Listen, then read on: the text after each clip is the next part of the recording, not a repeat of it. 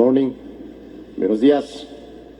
Mr. President, at the outset, I express my appreciation to the government of Mexico for hosting the 6th Summit of Heads of State and Government of Celac. I also salute you for your skillful leadership of your country as you celebrate 211 years of independence. Viva Mexico!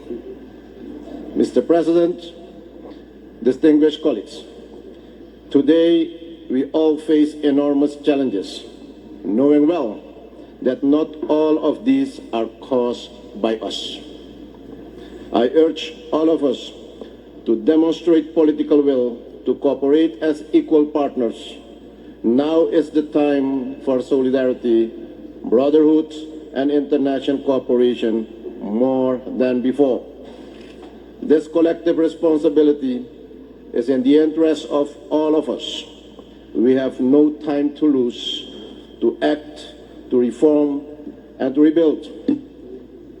Mr. President, especially the small states of the world have been affected severely by the impact of COVID-19 pandemic, structural debt burden, and economic decline, resulting in unstable political situations, insecurity, and weak societies.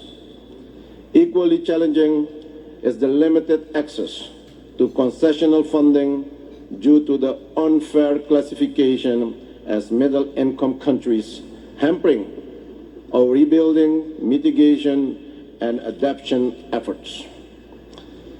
Mr. President, Celac should support the new vulnerability index proposed by CARICOM. Mr. President, what has the COVID-19 pandemic, which had hit us all, taught us? It has shown us that when in crisis, seemingly international solidarity has little or no meaning, and unveiled the weaknesses of the effectiveness of our international mechanism and global legal infrastructure. Domestically, the social fabric of our societies has changed, including social norms and attitudes. There's the risk of a divided society, those who are fully vaccinated and those not. This creates new forms of conflict, and we have to find a fitting response to this new situation. Yes, Mr. President, we have been able to be resilient, but at what cost? And yes, we have been able to exploit the ICT capabilities, but human beings have a need to communicate face-to-face like we do today, to have dialogue, to have interaction, and to express our feelings and thoughts. We have seen social compassion through virtual means. Many processes were able to continue thanks to virtual meetings. Our workforce learned to produce from home, and education took place in a different environment. I believe that our efforts now should focus on how we organize ourselves for the new normal with COVID-19 in our lives. We'll need to rebuild our economies, create investment opportunities, remove obstacles to close economic cooperation, boost competitiveness and employment, especially among women and youth. In the context of establishing, also through Celac and other regional cooperation mechanism, a new, fair and equitable multilateral system in the Americas and the world, and new financial instruments need to be developed. The exposed weaknesses of our health system must be addressed with innovative measures and regional cooperation. We also need to pay attention to the education gap that has been caused by the COVID-19 pandemic. Mr. President, the long-term social and psychological aspects of the impact caused by pandemic still need to be understood and addressed as a part of an integral post-COVID strategy. And I'm taking the opportunity, Mr. President, to express my sincere gratitude to all the countries and organizations who have supported my country in the fight against COVID-19. Distinguished colleagues, as we prepare for the COP26 in early November this year in Scotland, we must bear in mind the following.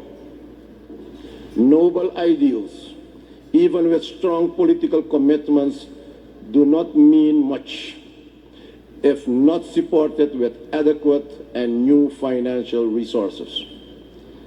Countries characterized by high forestation, low deforestation, and a carbon negative circumstance must be compensated for maintaining oxygen production and operate as a carbon sink for the world as a whole. Suriname remains committed to the Paris Accord and will continue efforts towards energy transition and a green economy. I hope that, Mr. Chair, that as we develop our economies based on new found resources, double standards will not prevail by placing undue tax and cost burdens on our development potential by those who already have benefited from the same resources. Mr. President, in closing, I call on Celac to establish a strategic expert group to map out these challenges and identify opportunities and develop fitting, innovative solutions going forward. Mr. Chair, Mr. President, taking into our histories and the diversity of our hemisphere, Suriname strongly supports regional cooperation as well as hemispheric-wide collaboration through existing mechanisms. No doubt, yes, we need to reflect on how this America's multilateralism is exercised in the process of strengthening the regional integration and the regional cooperation. Finally, Mr. President, the Republic of Suriname remains committed to regional integration, promotion of democracy, good governance, and strengthening of the rule of law as a fundamental framework for economic prosperity, sustained peace, and international cooperation. I thank you.